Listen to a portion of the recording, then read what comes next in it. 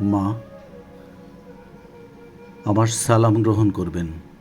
পর সংবাদ, আমি আপনাদের দোয়ায় এখনো পর্যন্ত ভালো আছি, কিন্তু কতদিন থাকতে পারবো বলা যায় না। বাংলা মাকে বাঁচাতে যে ভূমিতে আপনি আমাকে জন্ম দিয়েছেন, যে ভাষায় কথা শিখিয়েছেন, সেই ভাষাকে, সেই জন্মভূমিকে রক্ষা করতে হলে আমার মতো অনেক জিন্নার প্রাণ দিতে হবে।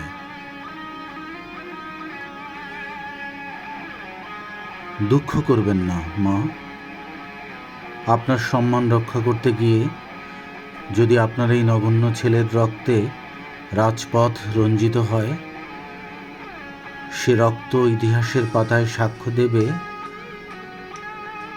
যে বাঙালি এখনো মাতৃভূমি রক্ষা করতে নিজের জীবন পর্যন্ত বুলেটের সামনে পেতে দিতে দ্বিধা বোধ করে না।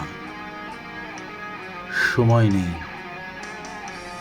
হয়তো আবার কখন দৌড় দিতে হয় জানি না, তাই এই সামান্য পত্রটা দিলাম। শুধু দোয়া করবেন।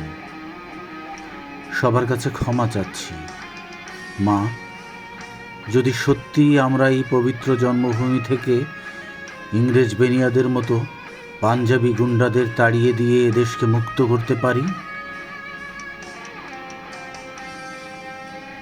তবে হয়তো আবার আপনার সঙ্গে দেখা হতে পারে। বিদায় নিচ্ছি মা। ক্ষুদিরামের মতো বিদায় দাও। যাবার বেলায় সালাম। মা, মা, মা, আমি যাচ্ছি। ইতি জিন্না।